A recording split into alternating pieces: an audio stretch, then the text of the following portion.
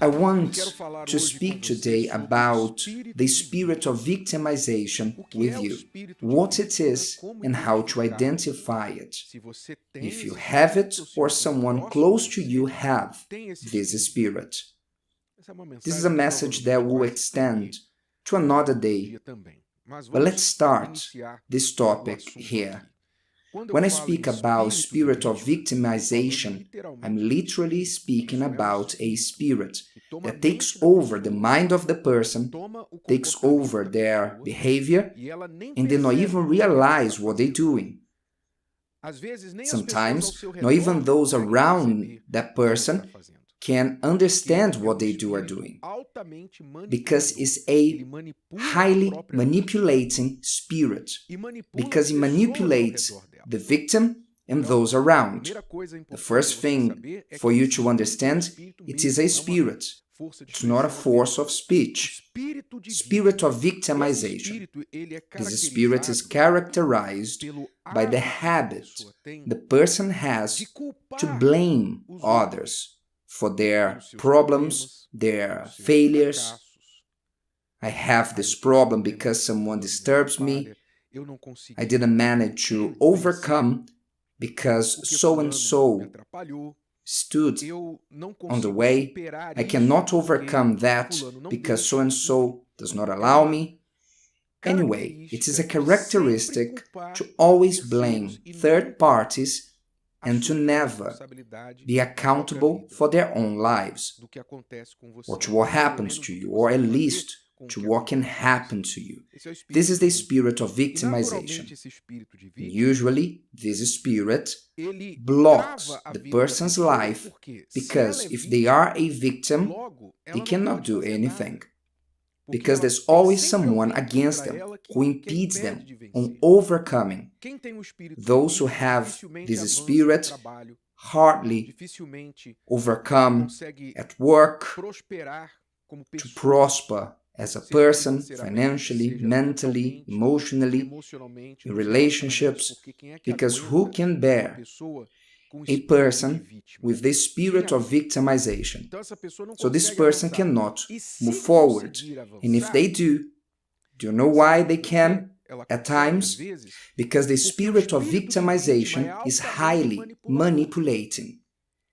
So sometimes the person can advance because they can manipulate people to make them feel pity for them. They manipulate someone that person feels pity for them. Oh, poor me. Oh, if I had someone to help me, I would be able to do it. So they make the person to feel bad who are listening to their drama, their sad story, that you can even cry if you keep on listening to someone who has a spirit of victimization, and they make the person to feel bad. In other words, they manipulate the person, and it's possible for the person even to say, listen, here's some money, here is a promotion, here is this or that. Oh, come to live in my house. The person can manipulate others, and the apparent success of theirs, it's not a real success. It's the result of manipulation. That for a while, they managed to deceive others. So, the spirit of victimization is highly manipulating. Those who have this spirit, usually, they become known by the way they speak, because in every opportunity they have to speak about their problems, they do. When you are in a conversation with them, hardly they speak about something else or to speak about you. They only want to speak about their problems to you.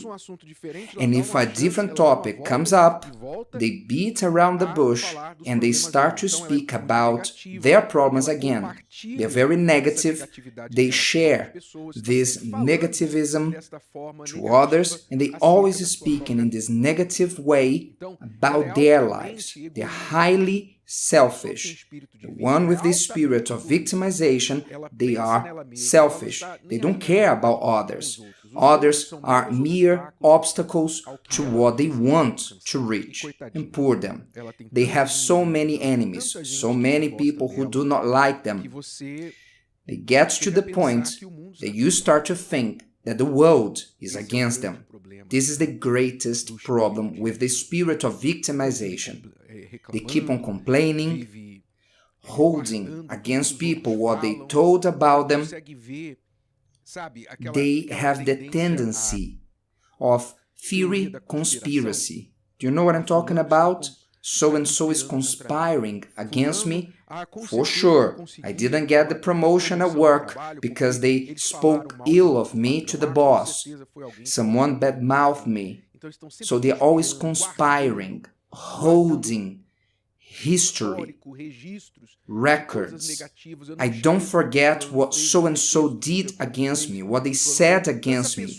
This person is a well of negativity, and they don't hold this negativity with them. They pour out this negativity to others.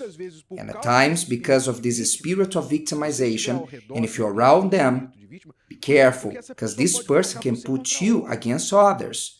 Just as they feel as a victim of others, they will lead you to be angry at them.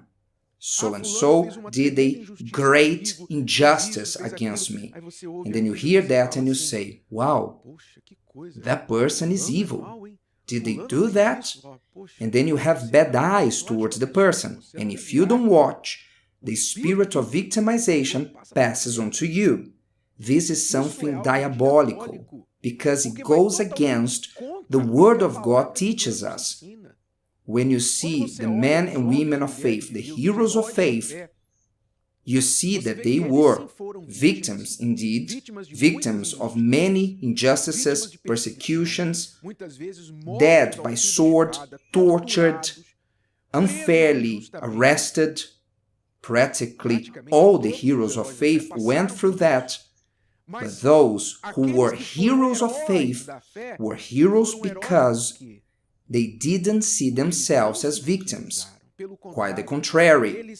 They saw themselves as privileged for going through what they've been through. They saw God in the injustices, in the problems. They saw how God used the injustices to strengthen them. They saw that there was a purpose behind all that, getting to the point on saying thanks for the injustices, which was the case of Joseph, who was sold as a slave by his brothers, first reported by the brothers to their father as dead, sold as slave to Egypt, and he spent years behind bars for injustices that happened to him. But when he reencountered his brothers, almost 20 years after, the brothers, all ashamed, thinking, what now? He will kill us. Joseph, as governor of Egypt, he'll put an end to us. He'll pay back for what we've done to them. But Joseph's attitude was, do not worry, brothers. The evil you did, God used for good. That today I am here and I will be able to help you, my family, and to save our people from starving. Look at the difference of spirit from Joseph with those who have a spirit of victimization, different from Saul. When you read the story of Saul, he was an eternal victim. He always blamed others. When he offered the sacrifice that Samuel told him to wait, that he will come to offer, Saul said to Samuel, but you took too long. You didn't come at the right time. And I was afraid the people start to be scattered. I was afraid. Always a victim. When he disobeyed the direct order given to him, but the people wanted to keep the best animals, the king alive, he said, always as a victim. Did God accept his victim talk? Did God understand and saw him as a poor person? No. God does not have pity for one who has a spirit of victimization. God will tell them the truth. God will always treat them the way that they must be treated, to be shaken. And if you have this spirit of victimization, you must understand, above all, you have a spiritual problem that you must overcome, because this is blocking you. This is what makes you an unbearable person. Nobody tells you, but I am telling you that. You are unbearable, hard to deal with, someone who sometimes passes spirit of falsehood, scandals, manipulation, and this will lead you to hell. And there's no point of you complaining later, because there are some, because of the spirit of victimization, blame God. Oh, God sent me to hell. No, He didn't. You cast yourself to hell.